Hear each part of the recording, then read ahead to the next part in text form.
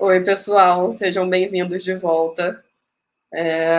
Agora a gente vai iniciar a nossa próxima palestra. Eu sou a Thais Viana, para quem está chegando agora. Eu sou uma mulher negra, usando óculos, de cabelo preso. A Python Brasil está com a iniciativa de doação para as ONGs Mães da Favela, então tem um QR Code na tela, onde vocês conseguem doar através do Eventbrite.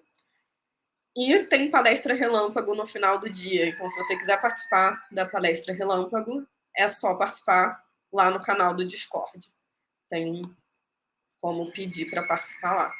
E agora a gente vai falar da palestra Analisando e Processando Sinais de Áudio em Python com Andrew Medina, que é um software developer, co-criador do Tsuru e do Splinter. Tem experiência liderando times de desenvolvimento, tecnologia. No passado já fez parte do time de tecnologia da Globo.com e da Jus Brasil. E atualmente trabalha liderando o time de tecnologia da Indaband. Falei corretinho, Andrews? Olá, Thaís, tudo bom? Falou certinho, sim. Olá, Andrew e Luciana, obrigado, Python Brasil aí, pela oportunidade mais uma vez. Descrevendo aqui, eu sou uma pessoa parda, cabelo comprido, estou vestindo uma camiseta preta. Só para avisar, pessoal, que no final da palestra tem um espacinho de 5 a 10 minutos para perguntas. E aí vocês podem fazer as perguntas no nosso canal do Discord, da trilha que você está assistindo agora. Tem o link aqui nos comentários. E vamos começar a sua palestra, Andrews. Boa sorte, quebra tudo aí. Obrigado. Então, sim. Bom, olá, pessoal. Queria mais uma vez agradecer a oportunidade. Descrevendo um pouquinho sobre mim, né? Quem não me conhece, eu programo desde 2000. Comecei programando mais coisas assim envolvendo jogos, né, coisas mais assim pessoais, mais laboratórios. Comecei a trabalhar profissionalmente mesmo em 2004 e desde então assim minha vida é relacionada com Python, né. E participei de várias Python Brasil já contribuí com vários projetos open source envolvendo Python. Um deles é o Splinter, que é um automator, né, ele automatiza o uso do browser. Então, se você quiser fazer algum crawler, ou se você quiser automatizar testes que você tem que manipular o navegador, o Firefox ou o Chrome, o Splinter é uma interface amigável para isso, né. Em 2012, eu criei um projeto de infra também, open source, que é o Tsuru. Quando eu estava na Globo.com, tive a oportunidade de criar esse projeto, que é um automatizador de infra, né. Então, eu gosto muito de contribuir com open source. Quando tenho um tempinho livre, sempre estou contribuindo, sempre estou tentando me envolver com a comunidade, né. E, em paralelo a essa vida, né, envolvida com programação, eu sempre fui apaixonado por música. Então, eu lembro quando eu ganhei meu primeiro violão, aos 9 anos de idade, e desde aquela época tento tocar alguma coisa. Sou músico amador, né, então acabo brincando ali com música, acabo me envolvendo, tentando tocar o que eu gosto de ouvir. E sempre essa vida foi em paralelo, né? A minha vida programando, que é algo que eu sou apaixonado também, e a vida tocando alguns instrumentos, né? Em 2008, eu trabalhei na Globo.com, em 2016 eu fui para o Jus Brasil, e no Jus Brasil, assim, fui me envolvendo muito mais, tendo mais amigos que se envolviam com música também, e aí acabei entrando, criando, né, o Indaband, que é uma empresa que envolve música e tecnologia. Eu não vou me aprofundar em falar muito mais sobre isso aqui, mas aí acabei me reencontrando tanto com a música e unindo, né, a tecnologia, que é algo que eu gosto bastante. E aí que nasceu a ideia de fazer essa palestra para falar um pouquinho sobre, trazer essa introdução, né, sobre análise de sinais de áudio, né, analisar a música, como que quem nunca mexeu com isso, ou quem está interessado e é curioso sobre isso, consiga saber os primeiros passos, né, o que fazer, o que é possível fazer com isso, quais bibliotecas utilizar. Né? Então, para que serve, né, processamento de áudio, assim? Em formas gerais, você pode usar processamento de áudio para manipular o áudio. Um exemplo seria uma aplicação igual essa que a gente está usando para fazer essa apresentação. A gente poderia, por exemplo, ficar processando o áudio para remover os ruídos, né? Então, se eu tivesse um ventilador ligado aqui, a gente poderia ficar processando esse áudio para não aparecer um ruído de ventilador, ou um latido de cachorro, ou se alguém está em algum condomínio ou morando perto de alguma obra, né, a gente pudesse filtrar esse áudio, seria uma aplicação de processamento do áudio. Mas tem várias outras aplicações, como também uma música, né, você gravou um instrumento, se você quiser melhorar a equalização automática desse instrumento, se você quiser, por exemplo, sincronizar alguns instrumentos, né, então, se a gente pegar vários instrumentos separados da mesma música, a gente quiser sincronizar automático, tudo isso envolve manipulação de áudio. E com relação à análise do áudio, a gente, quando a gente pensa numa busca textual, por exemplo, né, eu quero procurar um artigo sobre Python, eu digito a palavra Python. Mas quando eu quero procurar algo sobre uma música, né, como que eu consigo identificar uma música? Hoje a gente usa alguns atributos, por exemplo, quem criou aquela música, qual é o estilo, mas isso é mais do que as pessoas sentem sobre a música do que a música falando sobre ela mesma, né? Então, a gente pode analisar as músicas, por exemplo, pelos timbres, né, que existem naquele som, ou pela quantidade de mudanças de notas, ou pela frequência, né, a frequência de áudio que tem naquele som.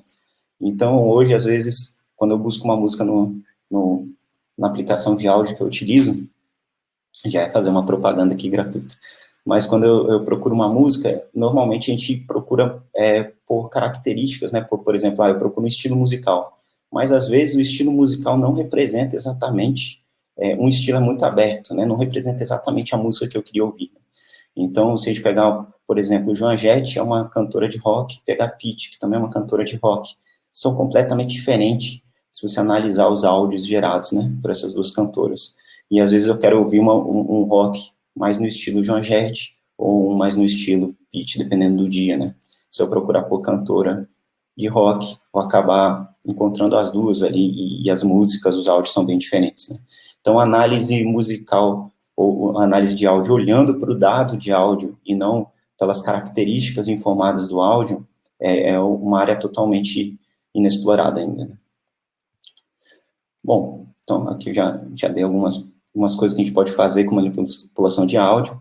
Com análise de áudio também, a gente pode, por exemplo, classificar um instrumento, dado ao som, detectar qual é o instrumento que está sendo tocado, entender qual é o tempo, né, a velocidade daquela música, eu posso detectar quais notas estão sendo tocadas, né, então, posso fazer um software que extraia, né, as cifras e a melodia automaticamente. Mas, quando a gente fala de análise de áudio, assim, se você já teve alguma experiência com análise de dados, é completamente diferente, né. Essa foto aqui não tem nada a ver com análise de áudio, mas ela tem a ver com um problema muito clássico de análise de dados, que é o problema do Titanic. Esse problema do Titanic, ele tem, o problema consiste no seguinte: você dado aos dados dos passageiros que embarcaram no Titanic, você tem que prever, né, classificar se aquela pessoa sobreviveu ou não ao desastre do Titanic. E os dados desses passageiros são dados tabulares, né? Você consegue olhar, por exemplo, o ID do passageiro, qual foi a classe daquele passageiro, o nome dele, né, se era homem ou mulher, uma criança, né, daquela pessoa, qual era a idade daquela pessoa, se estava sozinha, se tinha família. Aqui eu coloquei alguns atributos, mas são dezenas de dados ali, de tipos de dados, para você analisar. E só olhando, assim, quem nunca olhou esses dados antes, só de olhar essa tabela, que é a representação dos dados bruta, você já consegue entender algumas coisas, né? Você já consegue ver, por exemplo, que a pessoa com o ID 893 é uma mulher com a classe 3, né, e a idade de 47 anos, né? E a pessoa com o ID 894 é da classe 2, né, era um homem com a idade de 62 anos. Então, eu não precisei fazer nenhum estudo, né, não precisei usar nenhum processamento para ter esse entendimento que essas duas pessoas têm essas diferenças. E se a gente, com pouco esforço ali, se a gente agrupar esses dados e começar a fazer correlação desses dados com quem sobreviveu ou não, visualmente você já consegue perceber alguma correlação. Então, se a gente olhar por classe, a gente percebe que da classe 3, a quantidade de não sobreviventes é muito maior do que da classe 1 e 2. por exemplo, né? Eu nem sei qual é essa classe 3, né? Acredito que deve ser aqui quem pagou menos, tickets mais baratos, mas já olhando aqui esse gráfico, já fica visível que sobreviveram muito, a maioria das pessoas, o dobro, né, quase, de pessoas, acho que é mais que o dobro, de pessoas que não sobreviveram da classe 3 comparando com as outras classes, né, quase a classe 1 e 2 juntas. Se a gente agrupar por gênero, a gente vai ver também que quantidade de homens que morreram também é muito maior, né. Se vocês assistiram o filme do Titanic, né, no filme ele dá ali um spoiler que a prioridade para entrar nos botes salva-vidas eram de crianças, mulheres, e também pela distância, né, do topo até da classe onde você estava no navio, até o topo e até o bote, também acabou influenciando, né, a entrada nesses botes. Então, acaba explicando um pouquinho essas correlações, mas se você não tiver assistido o filme, nem saber que isso aconteceu, que tinha essa prioridade, só olhando os dados, você já consegue um pouco entender isso, né, só olhando esses dados. Bom, no caso dos dados de áudio e de música, não é bem assim que funciona, né, a representação se você olhar para o áudio em si, a representação não é clara, como vou voltar aqui o slide da tabela aqui do Titanic, mas, e é esse o desafio que eu queria mostrar aqui, né, como que a gente consegue entender e extrair algumas representações desses dados, né. Para chegar um pouquinho nesses dados de áudio, primeiro eu queria explicar algumas representações que uma música pode ter, né. Então, uma representação, que é uma anotação feita por pessoas, é a partitura, né. Então, a partitura, ela representa tanto o tempo quanto a nota, né, o som que está sendo emitido no tempo. Então, por exemplo, se ele consegue representar a velocidade né, que aquela nota está sendo tocada, quanto tempo ela dura, e quais são as notas em sequências daquela, né. Uma outra representação é o piano roll, né. Em filmes antigos, principalmente de Velho Oeste, tem aquele piano, tem alguns que mostram até o piano tocando sozinho, né. Na verdade, é um rolo de marcação onde ele fica com o tempo, né, rodando, e aí fica representado qual nota o piano tem que tocar, né. Então, é uma forma de representar também o tempo e a nota a ser tocada. É uma forma de representar uma música também, tá? Mas também é uma anotação feita por pessoas, né, feita por humanos. Uma outra anotação muito comum em instrumentos de corda é a tablatura, né. Ela não tem a noção do tempo, ela só tem a noção das notas, então aqui cada letrinha dessa é uma representação de uma corda, um instrumento de cordas, né, pode ser um violão, uma guitarra, e aqui a posição na casa do violão, da guitarra, que deveria ser tocado, né, então aqui seria a corda Sol, a casa 1, né, aqui mesma nota, aqui a casa 4, né, em sequência. Mas, como eu falei, isso são anotações feitas por pessoas, né, se a gente pegar um arquivo de áudio, uma música, ou uma gravação, né, de um podcast, e você os dados são representados através, né, de números ali. Eu vou explicar como que é gerado esse arquivo, né, mas se a gente plotar esse arquivo num gráfico, ele vai aparecer mais ou menos dessa forma, né, ele aparece como se fossem ondas, porque eu já vou explicar, estou dando spoiler aqui, mas ele representa como se fossem ondas, né. E o que representa essas ondas? O que eu consigo dizer? Que instrumento é esse, né? Que música é essa? À primeira vista, não representa nada, né? É difícil dizer o que está acontecendo aqui com essas ondas, né? Por que essa onda aqui, ela é mais alta que essa? O que está acontecendo? É muito difícil dizer. Então, assim, lógico, existe uma área hoje, né, da academia chamada Music Information Retrieval. Essa área é só para estudar essas relações dessas ondas, né, com o que elas representam.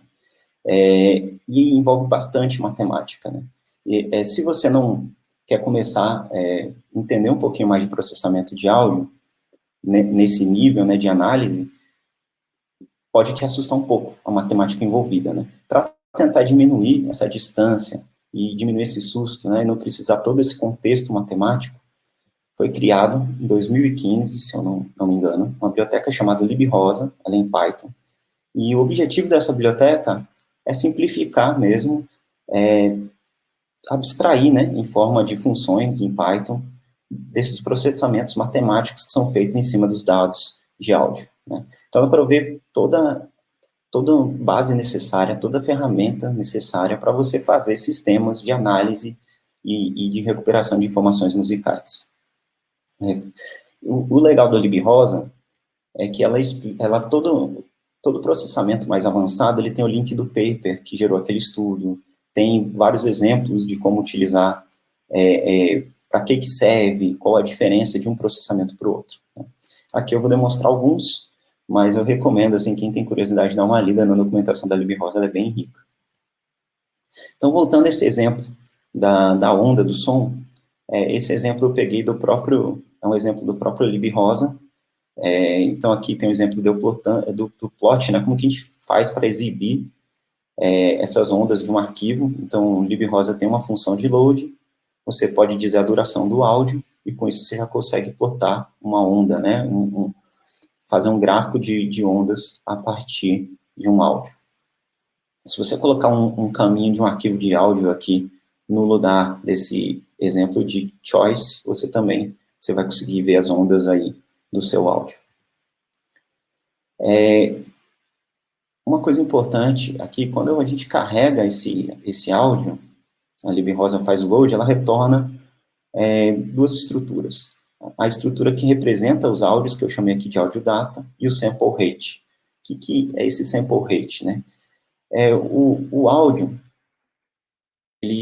como que funciona a extração desse áudio, né? Quando a gente fala, igual eu estou falando aqui, o som, ele é gerado pela vibração que fica ecoando, né, pelo espaço. Então, quando eu falo, é a vibração aqui das minhas cordas vocais que estão ecoando aí até o microfone do meu computador, e aí esse microfone está captando esses sinais, né? Quando eu falo com uma pessoa, é parecido, né? É também minhas cordas vocais ecoando até o ouvido dessa pessoa, e o ouvido acaba captando também esses sinais e o cérebro processa né, e aí faz o som ser entendido por aquela pessoa. Né? Quando eu toco um instrumento, é a mesma coisa, né? Quando eu toco no meu violão, as cordas vibram do violão, e aí essa vibração é capturada, né? Ou por uma pessoa, ou por um microfone, por um captador, né?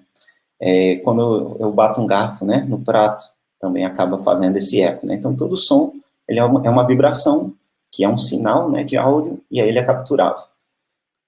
Quando um microfone captura, ele não consegue capturar 100% do que é gerado, né? Ele captura uma taxa, uma amostragem daquelas ondas pelo tempo, né? E é isso que a gente chama de sample rate, né? É uma taxa de amostragem que a gente capturou. Então, se a gente fala o sample rate, eu acho que eu explico, não explico não.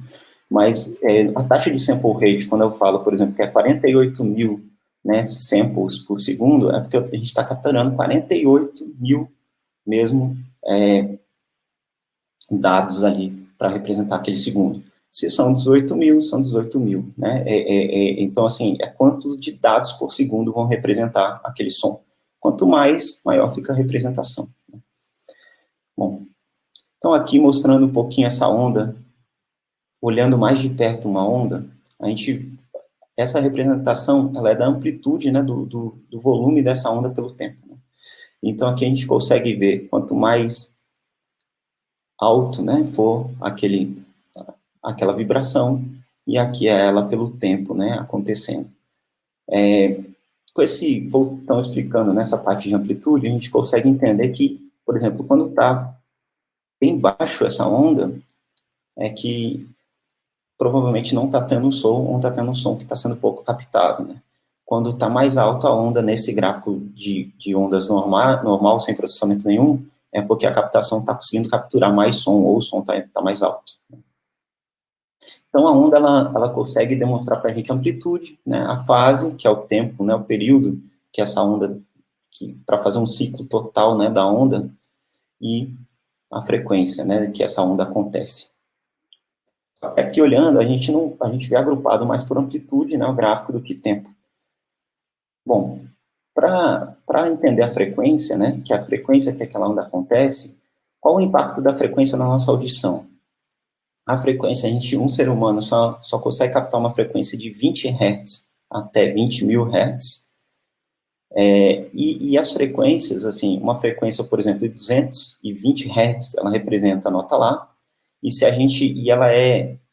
os sons, eles ficam semelhantes pela grandeza quadrática, né, então, espacial. Então, assim, por exemplo, o 440 Hz também é a nota Lá, o som é bem similar, mas ele é mais agudo, né, no 440 que o 220. Em 880, é o mesmo som também, a mesma nota.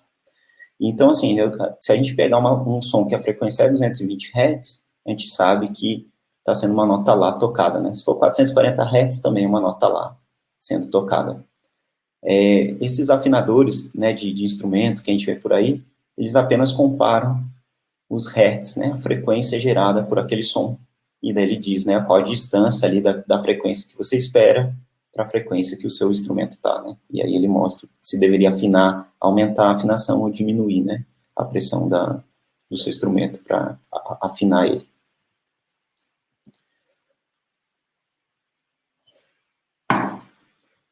Bom, então eu mostrei um pouquinho sobre as ondas, mas só com a onda do som bruto, a gente não consegue entender, extrair features, né, saber. Por exemplo, só com essa onda eu não consigo dizer se aqui é um som de violão, se é um som de uma voz, se que nota está sendo tocada, né?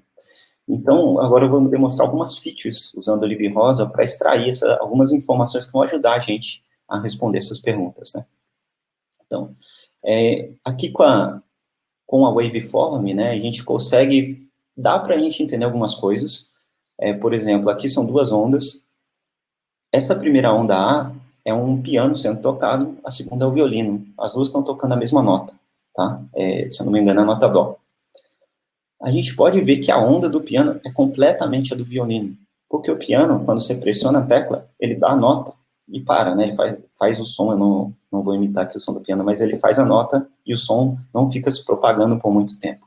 Já o violino, quem toca o violino, né, ele tem que ficar com o arco ali, né, pressionando a nota e faz o efeito que a gente chama na música de trêmulo.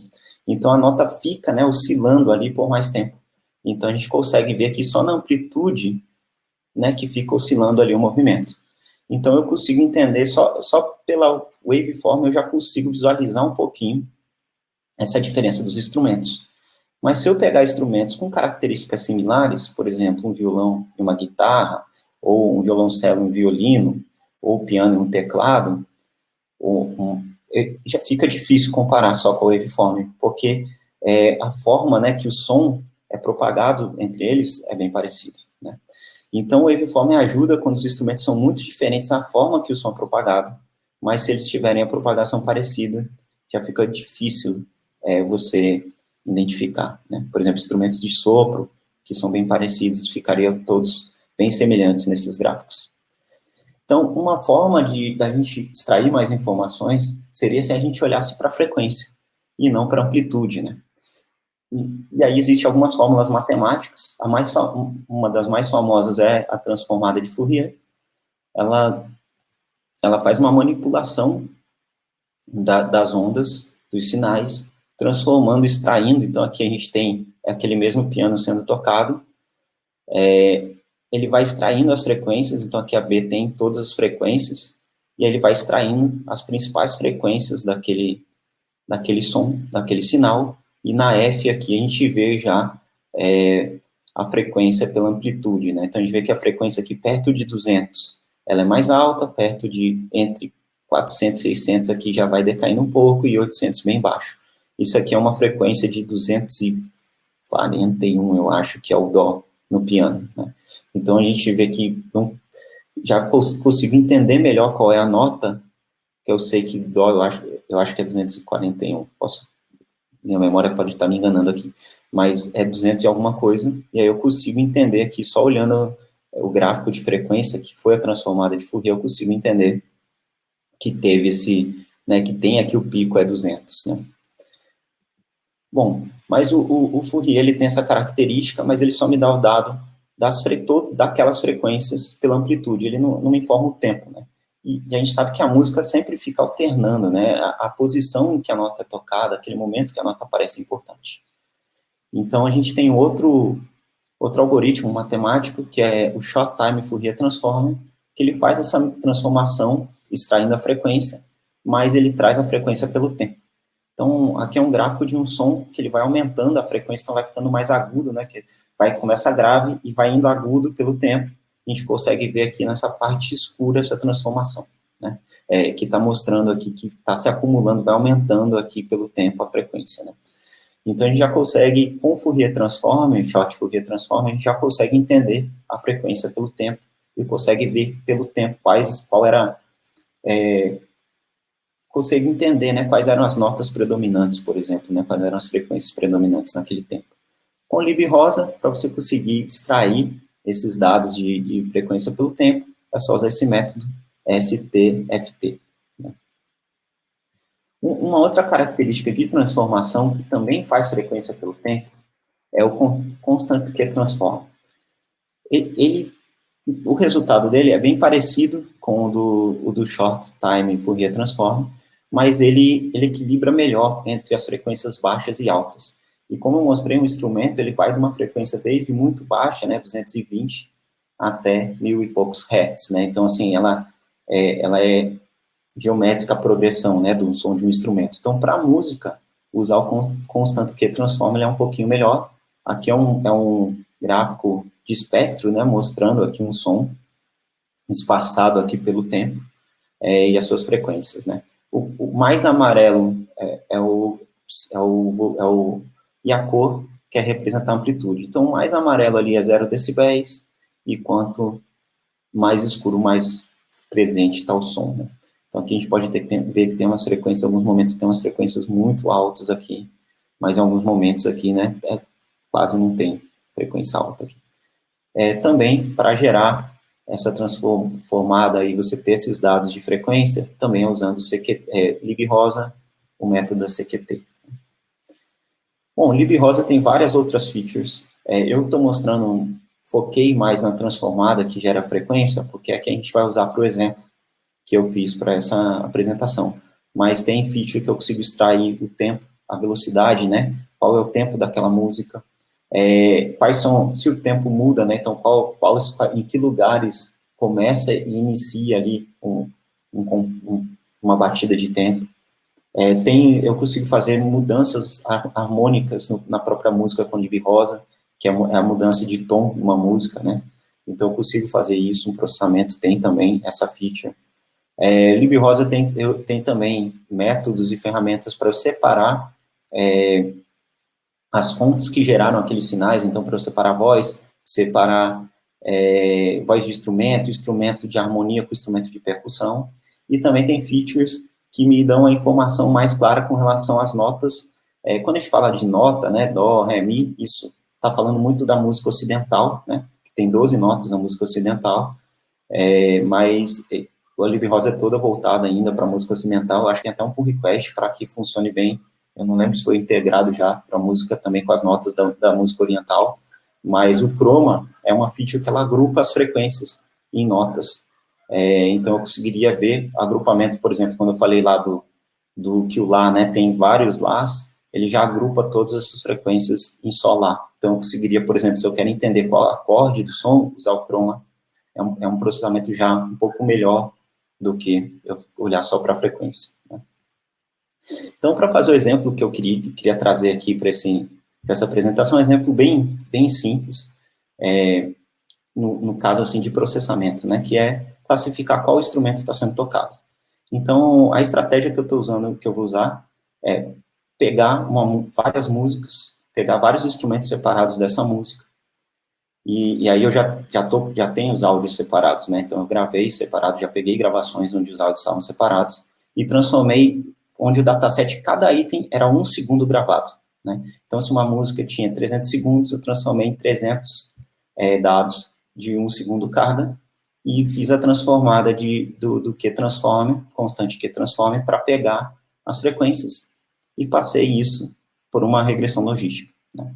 Então, para mostrar assim, que só com a frequência, já é possível você já extrair alguma informação do áudio, né?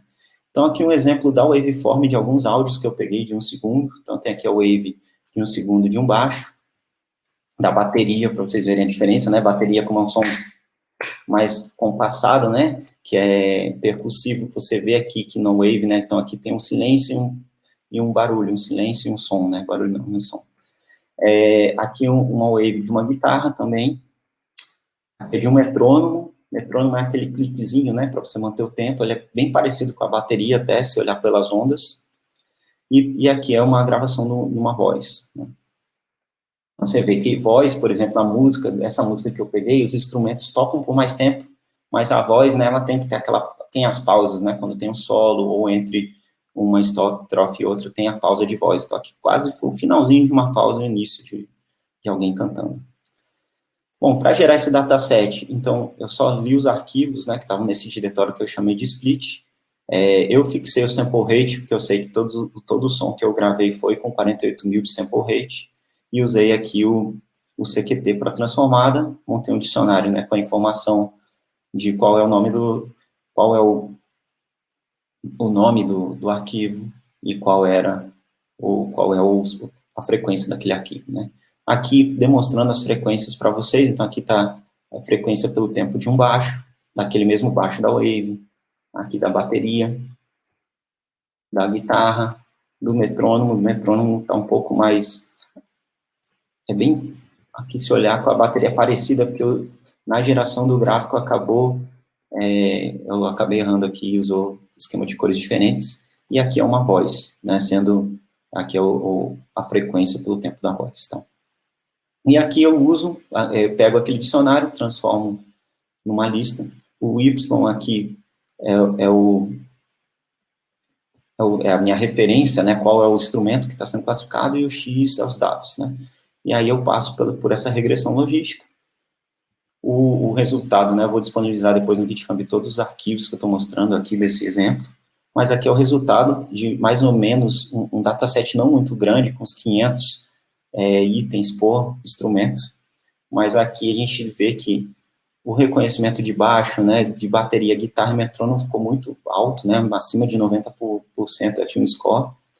Na voz não ficou acima de 80%, é um resultado muito bom para um dataset pequeno e com processamento tão simples, mas só para explicar assim, por que a voz não ficou tão boa, porque a voz tem muito tempo de silêncio, né, então provavelmente tem alguns áudios que eram só silêncio e acabaram sujando esse dataset.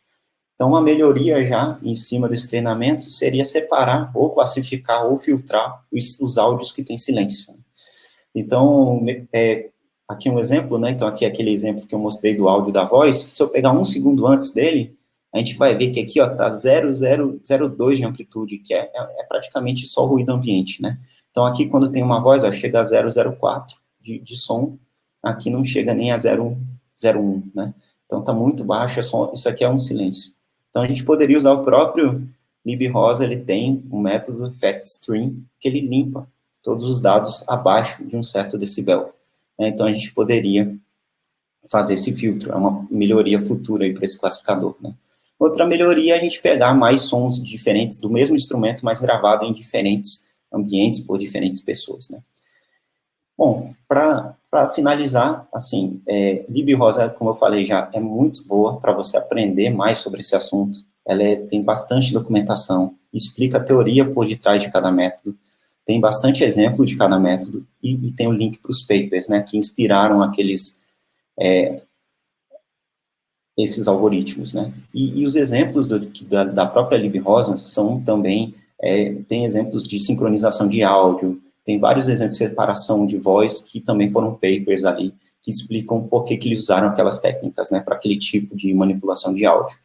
E para quem quer se aprofundar mais na matemática dos áudios, tem um livro muito bom, que é o Fundamentals of Music Processing, do Menya Miller. Eu coloquei o linkzinho aqui na apresentação do Goodreads para esse livro. Esse livro explica também muito bem toda a parte de teoria, com bastante exemplo, com bastante aplicação de processamento de áudio e processamento de música. Bom, queria agradecer. Essa palestra foi bem uma introdução mesmo a esse assunto, né? E queria agradecer a organização da Python Brasil e agradecer também é Miguel Souza, um amigo meu, que me ajudou bastante nessa apresentação, né? Miguel, ele é entusiasta de processamento de áudio. Então, assim, eu sou apenas, estou começando, né? Uma área que eu gosto muito, que eu gosto de estudar, mas não foi minha cadeira na faculdade, né? E algo que eu não estudo há tanto tempo. Então, queria agradecer a Miguel por ter me revisado a apresentação, me ajudado também para explicar alguns termos aqui nessa apresentação. Bom, obrigado. Irado, Andrew. Muito obrigada pela palestra. Nós temos algumas perguntinhas ali no Discord. Eu tenho uma pergunta também, só que a pergunta do Discord é muito mais criativa que a minha. Ele perguntou: pode ser opinião mesmo? Seria possível classificar pássaros por cantos?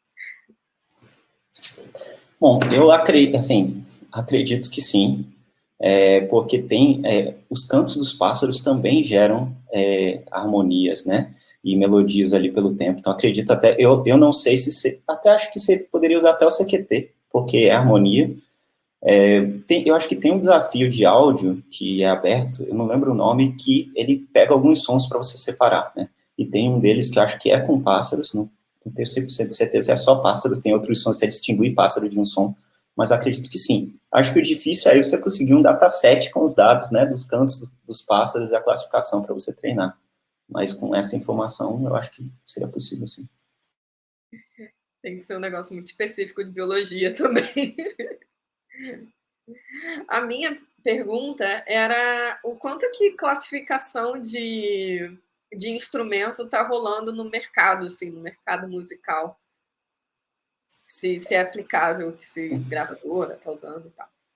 Eu não sei se gravadora usa. Hoje, eu sei que hoje em dia está um número de ferramentas usando o processamento de áudio diferente. Eu não falei muito de processamento de imagem, que também é diferente de dados tabulares, mas processamento de imagem tem a OpenCV, né, que é muito famosa, e tem muito tempo. Eu lembro quando entrei na faculdade, assim, tem mais de uma década, né, já existia cadeira, já existia área de estudo de processamento de imagem. Processamento de sinais é antigo também, mas voltado à música, eu acho que tem menos tempo. Tem até tem um simpósio, né, que é internacional de recuperação da informação musical, que é o SMI. Então está cada vez mais aquecido esse mercado, mas eu ainda acho que tem muito a ser explorado. Então, hoje em dia tem várias ferramentas já usando inteligência, usando programação para análise desses áudios, mas eu acho que, assim, pelo pouco que eu conheço da indústria, eu acredito que é pouco usado. Eu acho que engenharia de áudio é mais, assim, uma pessoa que entende muito do áudio, mas pouco do áudio como dado e usar a programação para processar ele, né? Mas já tem algumas ferramentas, a gente já vê, assim, algumas empresas, né, como você vê próprio Spotify, algumas empresas já fomentando mais esse mercado, mas eu acho que está bem no início ainda da indústria, eu acho que ainda vai ter um momento que a indústria vai usar mais, né? Eu acho que a gente está bem no início ainda desse movimento. Eu tenho uma pergunta, eu acho que é do Márcio lá no Discord, mas eu não sei ler ela. Ele vira e fala assim: queria saber se existe alguma DAW que usa Python, seja no mercado ou open source. Ah, eu não sei o que é DAW. Mas tomara que você saiba. Eu não conheço. DAW é os softwares de manipulação de áudio, né? Como Ableton, Logic Pro, né? Que a galera usa para gravar o áudio. São bem complexos esses softwares até, eu já tentei gravar, assim, é bem difícil. Eu conheço open source, eu só conheço uma ferramenta que é Audacity, eu não sei a pronúncia certa, que é em C++, usa C++. Não conheço nada em Python, assim, não conheço nenhum DAW famoso em Python. Pode ser que exista, mas eu não sou muito, assim, como eu falei, eu não sou tão especialista em DAW, né? Eu curto muito tocar, mas na parte de gravação é agora que eu estou começando a me inteirar mais, depois que entrei no DaVinci, assim, que eu comecei a estudar mais, mas da open source eu só conheço mesmo o Audacity. Além disso, lá no Discord tem a galera pedindo, botando pressão para você liberar o código do GitHub, o pessoal está interessado. Tem um monte de elogios lá da sua palestra, que foi super legal. Mostrou um monte de coisa nova de música para um monte de gente. A comunidade Python tem um monte de apaixonados por música. Esse assunto, assim, acho que minha vontade de palestrar, assim, né, apesar, assim, foi a primeira vez que eu falo sobre esse assunto, né, num evento aberto, assim, tava até um pouquinho nervoso, e sem o carinho, né, das pessoas, assim, fica bem mais difícil, né, só apresentar para o computador, mas é um assunto que é muito interessante, e eu acho que queria ver mais para frente mais pessoas falando sobre isso, né, então, assim, a biblioteca, a comunidade Python Lib Rosa, né, veio do SMIR, da comunidade científica de música, escolheu o Python para criar essa biblioteca muito boa. Então, assim, já é uma entrada bem mais fácil para essa análise de processamento, né? Então, acho que vale a pena a galera brincar bastante. Dá para fazer esses resultados com esse classificador. Eu queria fazer mais para entender e fiz para o evento aqui e o resultado é excelente, assim, né? Você vê que com pouco esforço ali, pouco código, a gente já consegue identificar um instrumento. Então, para fazer várias coisas legais, né? Então, queria incentivar a galera e eu vou disponibilizar o código mesmo. É difícil alcançar métricas tão altas, assim, 99%, 95% é muito alto. A Temporal fez uma pergunta aqui no chat, que ela é a próxima palestrante.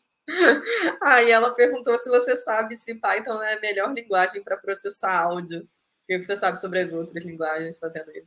Então, assim, para offline, para análise, Python é muito boa para prototipar, né? Mas, por exemplo, se você quer usar num DAW para processamento online, que a gente fala, enquanto a gravação eu quero tirar o ruído, enquanto alguém está tocando um som, primeiro, assim, que a maioria desses players, né, essas ferramentas, elas são, por exemplo, ou feitas se for para celular, é feito em nativo de celular, ou se é para desktop é usando nativo, que é C, C++, se for Mac é Swift e Objective-C. Então, ainda não tem. Eu acho que para Python ser usado mais online, assim, acho que até daria, porque o NumPy, né, tem um processamento muito forte, é muito bom. Ele tem o PyPy também, que poderia dar uma velocidade boa. A gente teria que ter ferramentas que fossem compatíveis com Python, né? Então, Python é muito mais usado para análise, para prototipação, para você criar o algoritmo, e daí a galera acaba portando, por exemplo, redução de ruído. A galera prototipa em Python e acaba portando uma linguagem mais nativa para rodar dentro de alguma ferramenta, né? Então, ainda não... Eu acho que Python é muito boa para análise, mas acho que ainda não existe a melhor linguagem para processamento de áudio. A mais usada é C, C++, para que funcione mais baixo nível, mais perto ali das placas de som. Né? É isso. Muito obrigada, Andrew. Depois chega lá no Discord para conversar com a galera. Tem um monte de elogio lá para você. Um monte de fã lá pedindo para você mandar beijo para os seus fãs. Beijo para todos ali. Beijo, um abraço. Queria agradecer mais uma vez o evento e muito obrigado. Foi muito bom estar aqui com vocês. Espero que vocês tenham gostado. Muito obrigada. Em 5 minutinhos a gente volta com a nossa próxima palestra. Tchau, tchau, galera. Até a próxima.